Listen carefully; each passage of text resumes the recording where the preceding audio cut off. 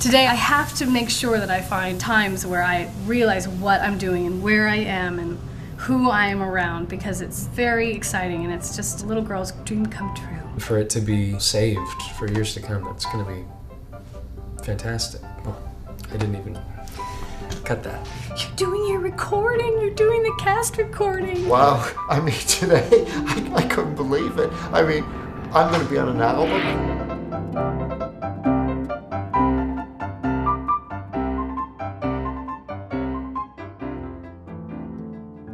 It's all strange doing the show again, and they've recreated, in effect, the Sullivan Street Playhouse on 50th and Broadway. So it's like a doppelganger of the Sullivan Street Playhouse where it played all those years and all the people came through to see it, but all the people came through who were in it. I guess the reason it's the longest running musical that's ever played is because it touches some sort of basic human emotion that we all share. Try to remember the kind of September when life was slow and oh, so mellow. Try to remember, and if you remember, then follow.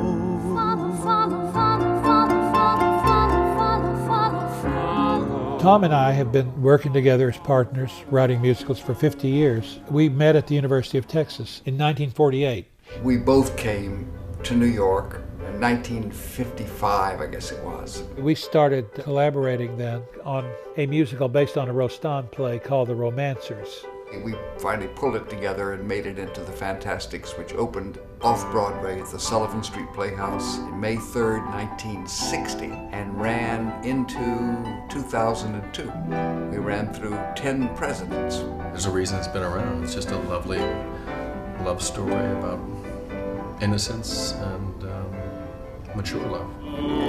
Love, you are love, better far than a metaphor can ever be. Love, you are love, my mystery of love. In talking to Tom as we started rehearsals, I started realizing more and more that my character in particular is a lot of him when he was younger. And then slowly over time, I've been stealing from him mannerisms and vocal things that he does that are very specific to him. It's been frustrating because I know he hears it a certain way and I want to replicate everything that he hears in his head. I had to realize, I guess I can't do that and I have to be like my own Louisa. And once I started doing that, I think him and I found this nice connection. I'd like to swim in a clear blue stream where the water is icy cold, then go to town in a golden gown and have my fortune told. Just once, just once, just once before I'm old. There's a very controversial song. The story goes, and it's a true story, Tom told me, Tom Jones, they did a production of the show at this Catholic school. One nun said, we have a problem with this rape song. They said, we don't like that. The one nun said, could you change it to Snatch?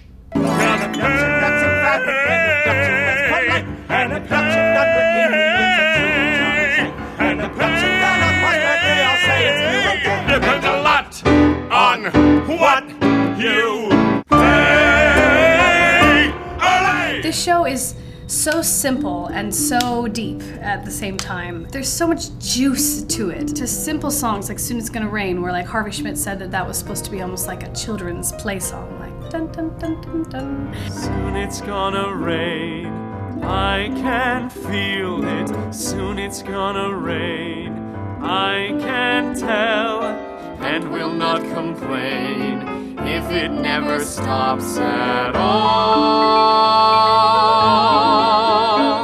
We'll live and love within our own four walls. I go in every night and I'm happy to be there. I was happy to be at rehearsal. I'm happy to be at the performance. I love the company.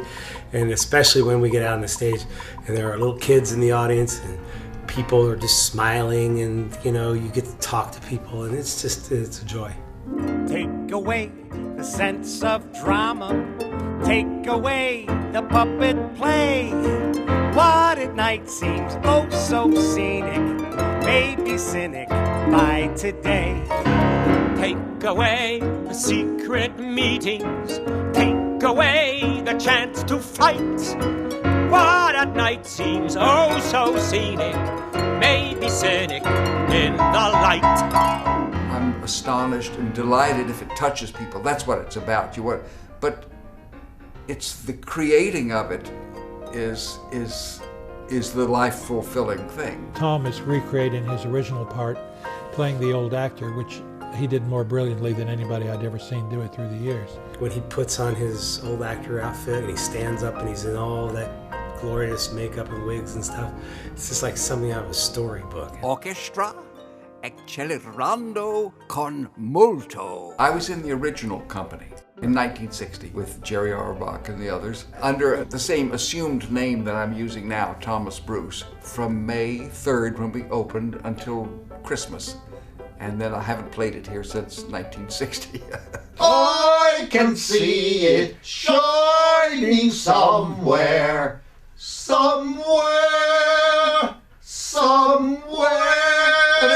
That was good, wasn't it? Do you know what that is? It's not my key, but I never just sounded wonderful. Well, I've done the role before, down on Sullivan Street, from 1978 to 86. I was in it in its 13th year with Marty Morris and Phil Killian. I played the mute in college in 1967 or something like that, 68. After 20 years to go back into a show and find more, I mean, your experiences over 20 years and what's happened in my life, and I'm sure in many other people's lives, it just makes everything more precious, more valuable. When the moon was young, when the month was May, when I tried to find rainbows far away, I saw shining lights, but I never knew they were you, they were you, they were you. I'm glad that it's back again. I can hardly believe that it's back so soon. And I'm grateful for these producers, and I'm grateful for Tom, and pleased that once he's doing this role one more time, and doing it before he's too old to play the old actor. at the end, as he goes back into his coffin-like box, he says to the audience, "Remember me in light." And that's the way, one reason I wanted to bring back this production, because I wanted to do it one more time, and I also wanted to get the production in good shape, and I want to remember me and to remember the production in light. Oh, my